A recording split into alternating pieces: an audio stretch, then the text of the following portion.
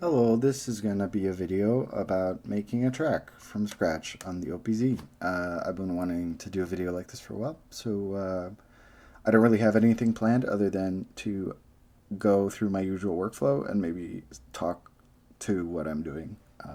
So yeah, if you like this video, you can leave a comment and subscribe, and it would be much appreciated. And if not, check out my other videos, regardless. Okay, just choosing an instrument right now.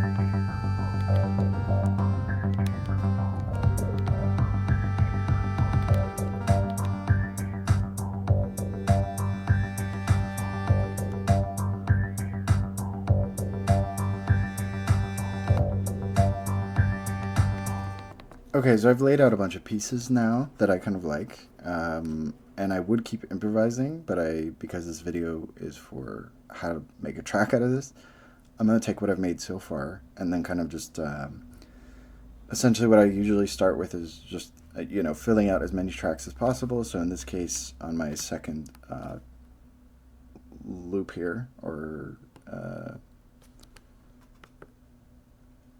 my second pattern, I have nearly all the tracks doing something. Maybe I'll just put something on the lead. So I'll put something, just that little melody that I was playing on the lead.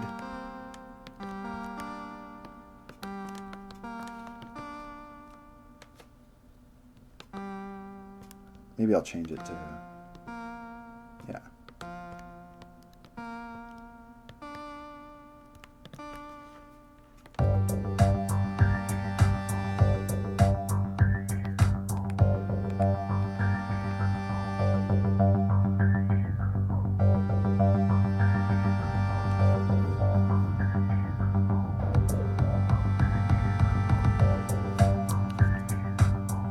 So because I made this track on I made this track on the second pattern, I'm going to copy it to my first pattern as well.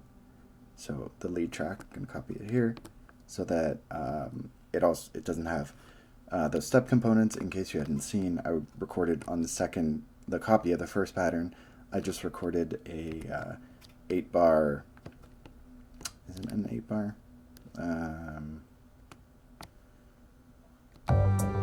Yeah, an 8-bar recording of the performance track. So I wanted the lead that I just added to go into that track. So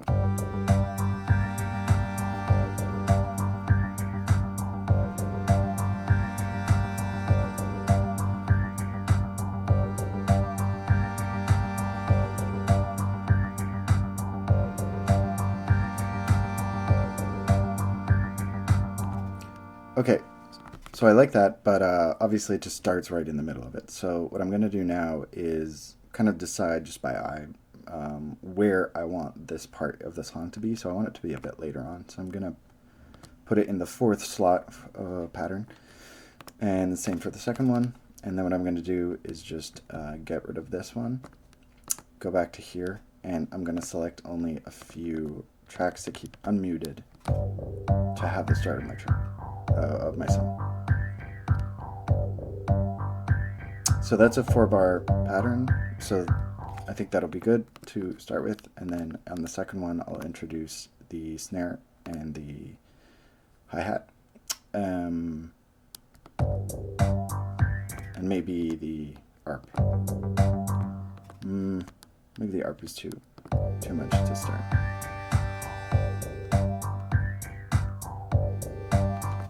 I like that, but I will, instead of having the chord play the same note twice in a row, I'm going to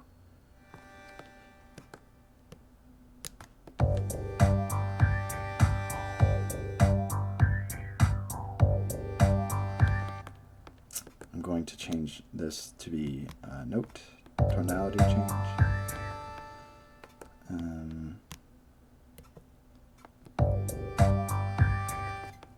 And then make that only happen on the second time, so that the first time we get a regular note, and then the second time around we get change. Just makes it a little bit different. And since that is a 4-bar loop, that should happen twice, and then we'll get to the end. So I'm going to copy this to the next pattern slot, and now in the chord track I'm going to change the step component slightly to be another tone, and I'll just remove this one for now to be able to hear it.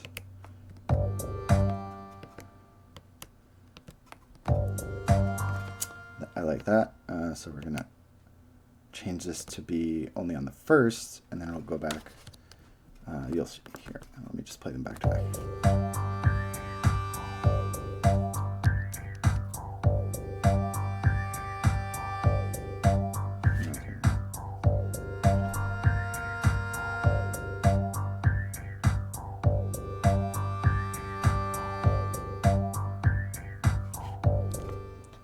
Okay, so we get a nice variation there. And then in this track, we're going to have all our instruments already. So maybe here I will add,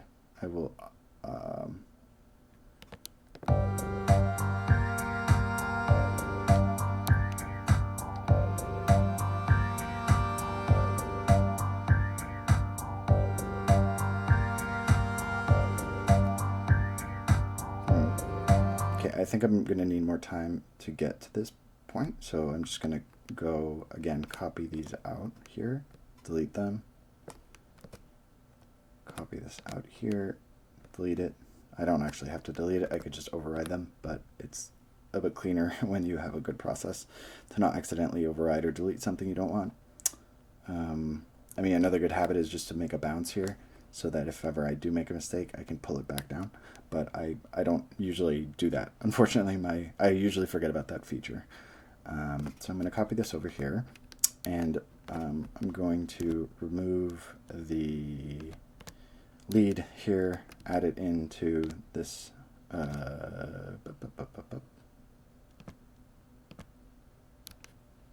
that correct? Yes. Okay, so it's muted on this pattern, and on this pattern it comes in. So let's just see how these 4 patterns in succession sound, and go from there.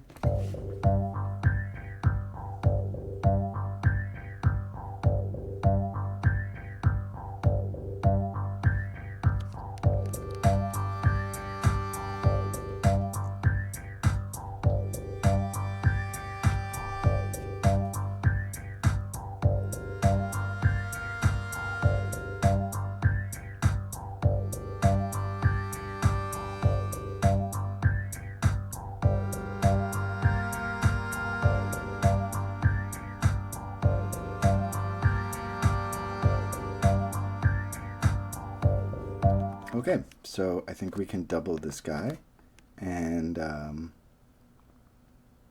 what I'm going to do now is, I was thinking the drums were a little repetitive because we have the same drums essentially now on all of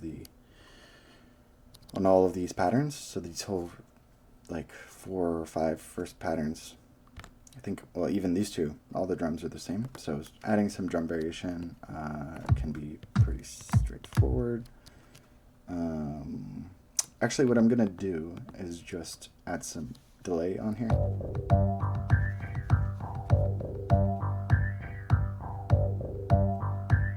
And maybe some reverb, just because I really don't want to bother too much with this. So I'm just going to copy the parameters to all the other tracks. Same for the snare, so I'll go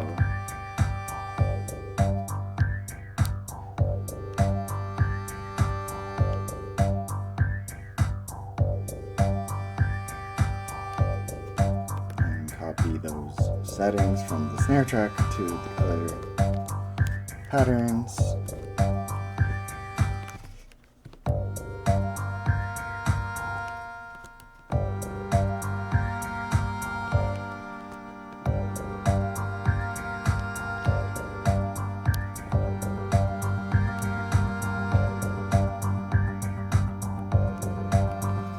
So I decided to put in to start the ARP on this pattern.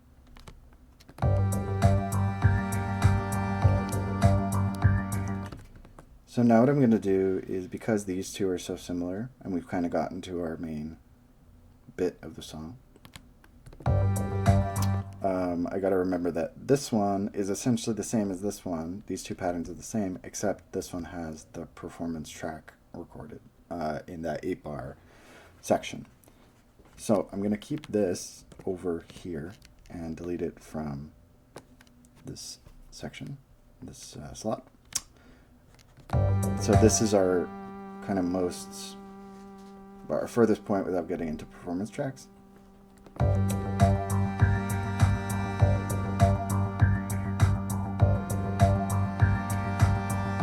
just want to add a bit more to that hi-hat because I think it's, especially now that we're getting deeper into the track, could use a little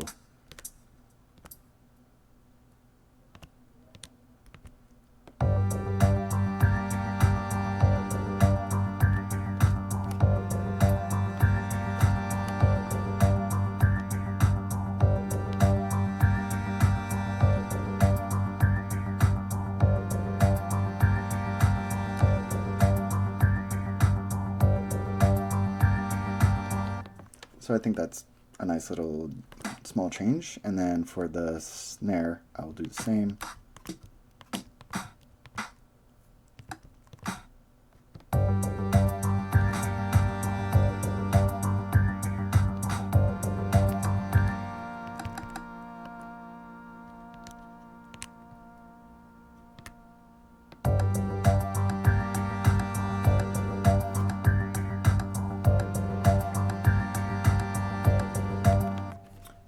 even at this point, I will copy this over, and then I will turn these off. And then in the ARP, I'm going to change, instead of just being one note, I'm going to add a couple more just so. So we cut out some of the drums, but then we have a little slight change in the ARP, which is cool. And maybe even here I will do.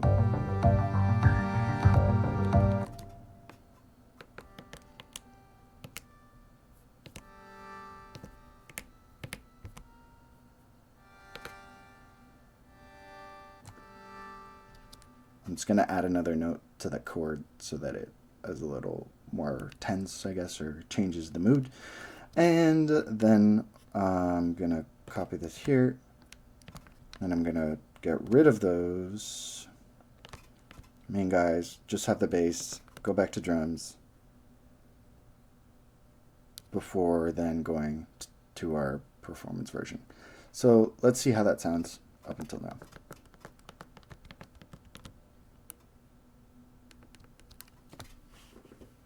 Oops.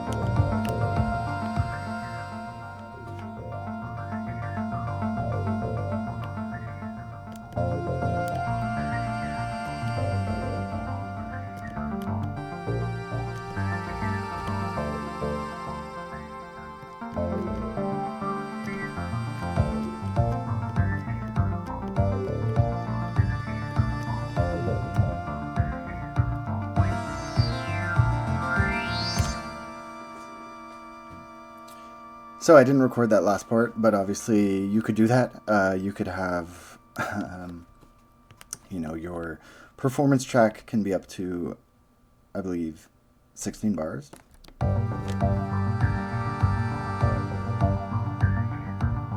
So you can do a lot, recorded wise, with each of the tracks. This was a very quick overview of how I would go about it, but obviously I did not go nearly in depth enough into a lot of the tracks. Like, for example, one thing I love doing is automating things, which you might have seen me do earlier with the bass filter sweep. So, for example, let me just copy this over here so that we can do some changes without worrying too much about our current composition. So I automated, I believe, this guy in this track, but you could do that in basically every track if you wanted to. So, for example, if I unmute the ARP,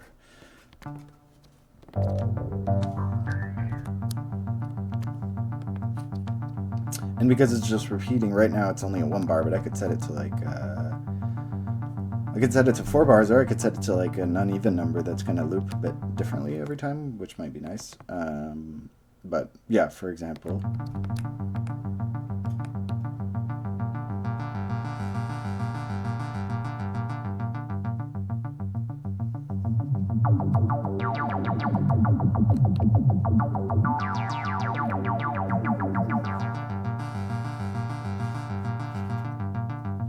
so now it's captured that automation, which is really cool. And you can even automate multiple of the parameter pages and settings at once. So, for example, if I wanted it to suddenly, especially near this end part, maybe it's too intense, I want to just cut it a bit. But then at the beginning, I can make the notes longer,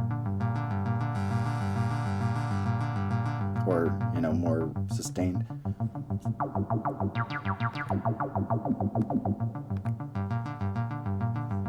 And don't forget the fact that it's programmed.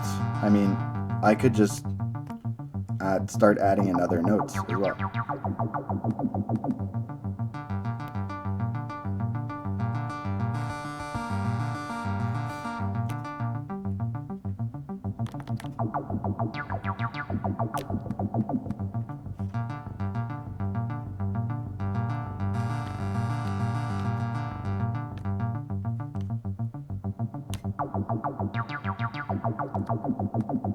And you can also do instrument-specific performance. So if I do record play, it'll prime recording, and then I can hold shift.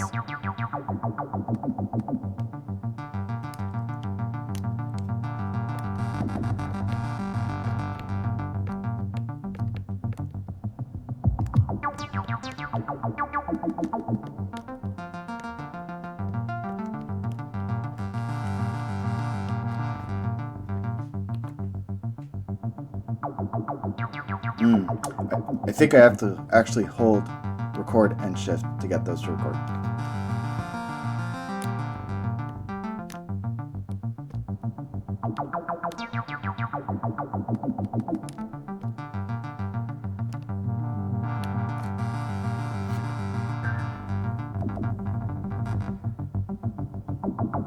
Yeah, so now they've recorded. Doesn't sound great, but that's another example of how you can add stuff to your tracks. And one of my favorite things that I didn't even do in this example is to use the master page and transpose your melody or your whole song, basically. So let's just try that for the last segment here. And I'm going to mute my performance track because I don't really want it in this final section. So I'll go to the master, and we are in F major. What does it sound like in... Or we're in G Dorian? I don't know. I don't know how scales work.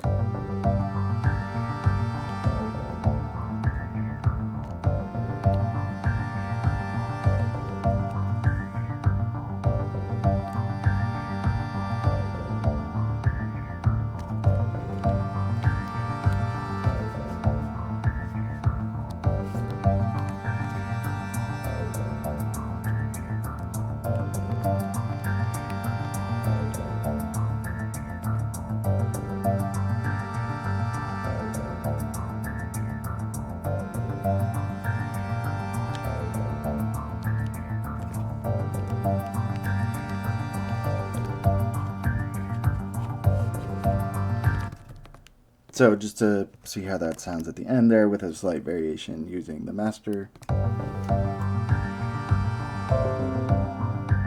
Thanks, Windows.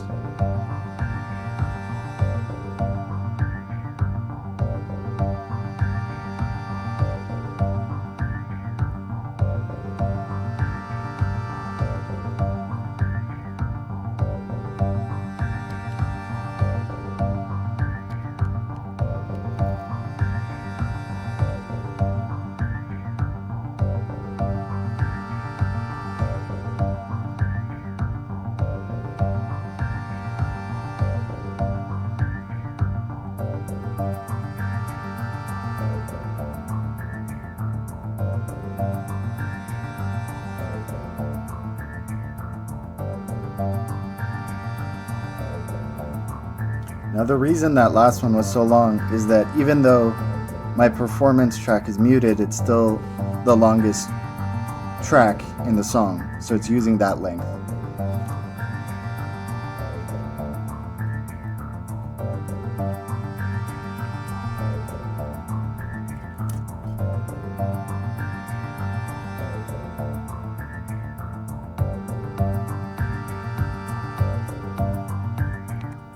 So there you go. I think that's kind of all I wanted to cover in this video. I wanted to keep it relatively short because there's many ways you can just keep iterating on this kind of thing, but with these really simple steps, I think you can do a lot.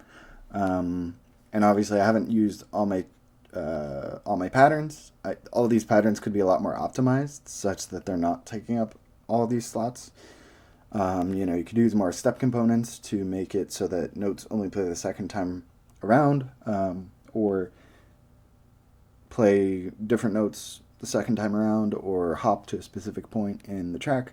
I just like being able to, quickly iterate, and especially being able to keep the song playing, for example, here, and then copying it to another slot, and then jumping to that slot. Now you're in a new section, but you're still hearing exactly what you were hearing before. And now you can make changes without worrying about that you've changed that original one. So that's great for live settings, obviously, to kind of make some variation there, and then you can chain those patterns together, and while that is playing, do things elsewhere. So that's just a few tips for making a track on the OPZ. Thanks. Take care.